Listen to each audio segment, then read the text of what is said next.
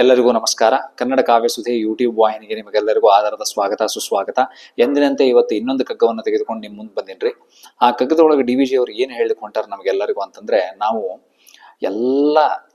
ನಾವೆಲ್ಲರೂ ಮನುಷ್ಯರೆಲ್ಲರೂ ಈ ಪ್ರಪಂಚದೊಳಗೆ ನಾವೆಲ್ಲರೂ ಹೆಂಗೆ ವಾಸ ಮಾಡ್ಲಿಕ್ಕತ್ತೀವಿ, ಅಥವಾ ಯಾವ ಮನಸ್ಥಿತಿಯನ್ನ ಇಟ್ಟುಕೊಂಡು ನಾವು ಈ ಭೂಮಿಯ ಮೇಲೆ ಇದ್ದೀವಿ ಎಲ್ಲ ಮನುಷ್ಯರು ಅಂತಂದ್ರೆ, ನಾವೆಲ್ಲರೂ ಚಿರಂಜೀವಿಗಳು.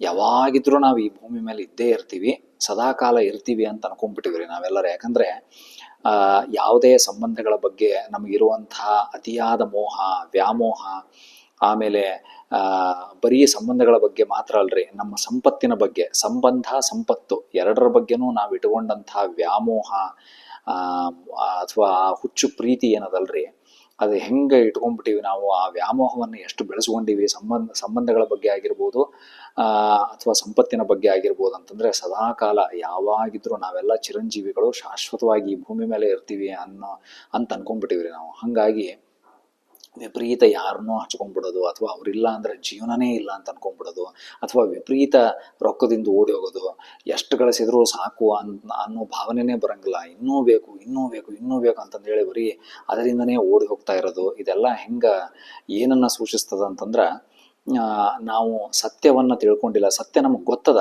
ಆದ್ರ ಆ ಸತ್ಯವನ್ನ ಪದೇ ಪದೇ ನಾವು ಮೆಲುಕು ಹಾಕಿ ಆ ರೀತಿ ನಾವು ನಡ್ಕೊಳಿಕತ್ತಿಲ್ಲ ಅನ್ನೋದು ಇದು ತೋರಿಸ್ತದ್ರಿ. ಸತ್ಯ ನಮ್ಗೆ ಗೊತ್ತಿಲ್ಲ ಅಂತಲ್ಲ, ಸತ್ಯ ನಮಗೆ ಗೊತ್ತಿದ್ರು ನಾವು ಅದನ್ನ ಪಾಲಿಸ್ತಿಲ್ಲ ಅನ್ನೋದನ್ನ ಇದು ಈ ನಮ್ಮ ಮನುಷ್ಯನ ಗುಣ ಅಥವಾ ಮನುಷ್ಯನ ನಡವಳಿಕೆ ಹೇಳ್ತದ. ಇದಕ್ಕೆಲ್ಲದಕ್ಕೂ ಭಾರಿ ಸುಂದರವಾಗಿ ನಮ್ಮ ಮನುಷ್ಯ ಜೀವನ ಹೆಂಗಿರಬೇಕು, ಆಮೇಲೆ ಈ ರೀತಿ ವಿಪರೀತವಾದ ವ್ಯಾಮೋಹ ಯಾವುದಕ್ಕೂ ಒಳ್ಳೆಯದಲ್ಲ ಅನ್ನೋದನ್ನ DVG ಅವರು ಭಾರಿ ಅದ್ಭುತವಾಗಿ ಈ 4 ಸಾಲುಗಳು ಕಟ್ಟಿಕೊಟ್ಟಾರ್ರಿ.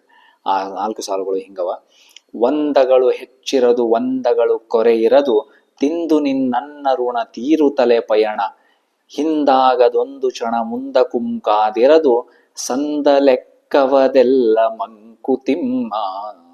ನೋಡ್ರಿ, ಅಂದ್ರೆ ನಾವು ಏನೇ ಮಾಡ್ಲಿ, ಎಷ್ಟೇ ಗಳಿಸ್ಲಿ, ಎಷ್ಟೇ ನಮಗ ಸಂಬಂಧಗಳು ಅದ್ಭುತವಾಗಿರ್ಲಿ, ನಮ್ಮ ಮನುಷ್ಯ ಸಂಬಂಧಗಳು ನಮ್ಮ ಜೀವನದೊಳಗೆ ಎಷ್ಟೇ ಅದ್ಭುತವಾಗಿರ್ಲಿ, ನಾವು ಎಷ್ಟೇ ಗಳಿಸಿರ್ಬೋದು, ಎಷ್ಟೇ ದೊಡ್ಡವರು ಇರ್ಬೋದು, ನಮ್ಮ ಕ್ಷಣ ಬಂತು ಅಂತಂದ್ರೆ ಹೊರಡ್ತಾ ಇರ್ಬೇಕು ಈ ಭೂಮಿ ಬಿಟ್ಟು. ಯಾರೇ ಆಗಿರ್ಬೋದು, ಅದು ಎಲ್ಲರಿಗೂ ಇದು ಅನ್ವಯಿಸ್ತದೆ, ಎಲ್ಲರಿಗೂ ಇದು ಅಪ್ಲಿಕೇಬಲ್ ಅಂತಂದು ಹೇಳಿ DVG ಅವರು ಭಾರಿ ಚಂದಾಗಿ ಹೇಳ್ಯಾರ್ರಿ. ಈ ಕಗ್ಗದೊಳಗ ನನಗಿಷ್ಟವಾದಂತಹ ಸಾಲು ಅಂದ್ರೆ, ತಿಂದು ನಿನ್ನನ್ನ ಋಣ ತೀರುತ್ತಲೆ ಪಯಣ. ನೋಡ್ರಿ, ನಮ್ಮ ಅನ್ನದ ಋಣ ಮುಗಿತು ಅಂದ್ರೆ ಪಯಣ ಶುರುನೇ.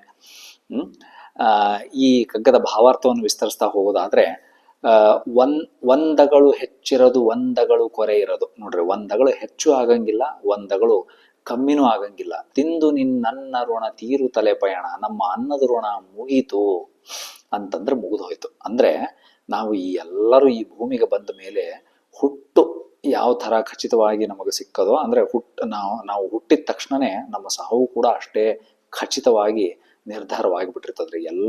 ಎಲ್ಲಾ ಮನುಷ್ಯರು, ಯಾವುದೇ ಮನುಷ್ಯ ಭೂಮಿಗೆ ಬಂದ ತಕ್ಷಣ ಸಾವು ಖಚಿತ, ಸಾವು ನಿರ್ಧಾರವಾಗಿಬಿಟ್ಟಿರ್ತದಾಗ್ಲೇ. ಹಂಗಾಗಿ ನಾವು ನಮ್ಮ ಅನ್ನದ ಋಣ ನಾವು ಎಷ್ಟು ಊಟ ಮಾಡ್ಬೇಕು ಅನ್ನೋದು ನಮ್ಮ ಆಹಾರದೊಳಗೆ ಒಂದಗಳು ಹೆಚ್ಚು ಆಗಂಗಿಲ್ಲ, ಕಡಿಮೆನೂ ಆಗಂಗಿಲ್ಲ. ತಿಂದು ನಿನ್ನನ್ನ ಋಣ ತೀರುತ್ತಲೆ ಪಯಣ, ನಮ್ಮ ಅನ್ನದ ಋಣ ಮುಗೀತು ಅಂದ್ರೆ ಹೋಗ್ತಾ ಇರ್ಬೇಕಷ್ಟೇ.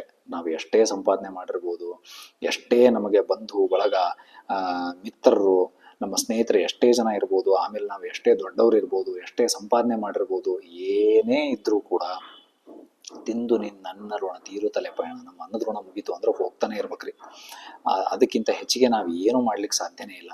ಹಿಂದಾಗದೊಂದು ಕ್ಷಣ ಮುಂದಕುಂಕಾದಿರದು, ಸಂದ ಲೆಕ್ಕವದೆಲ್ಲ ಮಂಕುತಿಮ್ಮ. ಹಿಂದಾಗದೊಂದು ಕ್ಷಣ, ಒಂದು ಕ್ಷಣ ಕೂಡ ಹಿಂದಕ್ಕೂ ಆಗಂಗಿಲ್ಲ, ಅಂದ್ರೆ ಒಂದು ಕ್ಷಣ ನಾವು ಮೊದಲೇ ಹೊರಡಬೇಕು ಅಂತಂದ್ರೂ ಆಗಂಗಿಲ್ಲ. ಮುಂದಕುಂಕಾದಿರೋದು, ಒಂದು ಕ್ಷಣ ಮುಂದಕ್ಕೂ ಯಾರು ಕಾಯಂಗಿಲ್ಲ. ಒಂದು ಕ್ಷಣ ಹಿಂದೂ ಆಗಂಗಿಲ್ಲ, ಅಂದ್ರೆ ಒಂದು ಕ್ಷಣ ಮೊದಲೇ ಹೋಗ್ತೀವಿ. ಸಾಕಪ್ಪ ಸಾಕ ನಮ್ಗೆ ಈ ಜೀವನ. ಯಾಕಂದ್ರೆ ಎಷ್ಟೋ ಸಲ ನಮ್ಮ ಕಷ್ಟಗಳು ಬಂದಾಗ ಅನ್ಕೊಂಡಿರ್ತೀವ್ರಿ ನಾವೆಲ್ಲರೂ, ಸಾಕಪ್ಪ ಈ ಜೀವನ, ಇನ್ನು ಸಾಕೇ ಸಾಕು, ಇನ್ನು ಹೊರಟು ಬೋಣ, ಈ ಜೀವನ ಸಾಕು ಅಂತಂದು ಹೇಳಿ. ನಾವು ಏನೇ ಸಾಕಂತಂದ್ರೂ ಹಿಂದಾಗದೊಂದು ಕ್ಷಣ, ಒಂದು ಕ್ಷಣವೂ ನಾವು ಹಿಂದಕ್ಕೆ ಅಂದ್ರೆ ಮೊದಲೇ ಹೋಗ್ಲಿಕ್ಕೆ ನಾವು ಸಾಧ್ಯನೇ ಇಲ್ಲ.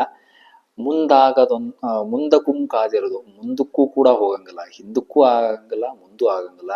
ಯಾವ ಕ್ಷಣ ನಾವು ಈ ಭೂಮಿಯನ್ನ ಬಿಡಬೇಕು ಅಂತ ನಿರ್ಧಾರವಾಗಿರ್ತದೋ ಅದೇ ಕ್ಷಣನೇ ನಾವು ಭೂಮಿಯನ್ನು ಬಿಡೋದು. ಮೊದಲೇ ಹೋಗ್ಬೇಕಂದ್ರೂ ಸಾಧ್ಯ ಇಲ್ಲ, ಇನ್ನೊಂದು ಸ್ವಲ್ಪ ತಡೆದು ಹೋಗ್ತೀನಿ ಅಂತಂದ್ರೂ ಸಾಧ್ಯ ಇಲ್ಲ.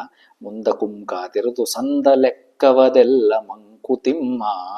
ಅಂದ್ರೆ ಒಂದು ಸಲ ಅದು ಲೆಕ್ಕ ಲೆಕ್ಕ ಸರಿ ಹೋಯ್ತು, ಈ ಭೂಮಿಯ ಮೇಲೆ ನಮ್ಮ ಲೆಕ್ಕ ಸರಿ ಹೋಯ್ತು, ಲೆಕ್ಕ ಚುಕ್ತಾ ಆಯ್ತು ಅಂತಂದ್ರ ಈ ಭೂಮಿಯನ್ನ ಬಿಟ್ಟು ನಾವು ಹೊರಡ್ತಾ ಇರ್ಬೇಕು ಅನ್ನೋದನ್ನ ಡಿ ವಿ ಜಿ ಅವರು ಭಾರಿ ಸುಂದರವಾಗಿ ಹೇಳ್ಯಾರ್ರಿ. ಹಂಗಾಗಿ ಯಾವುದರ ಬಗ್ಗೆನೂ ನಾವು ವಿಪರೀತವಾದ ಮೋಹ ಬೆಳೆಸ್ಕೊಳ್ಳೋದು ಬೇಡ. ಆಮೇಲೆ ಖಾಯಂ ನಾವು ಇಲ್ಲೇ ಇರೋರು ಅನ್ನೋ ಥರ ನಾವು ಯಾರ ಜೊತೆಗೆ ವರ್ತಿಸೋದು ಬೇಡ.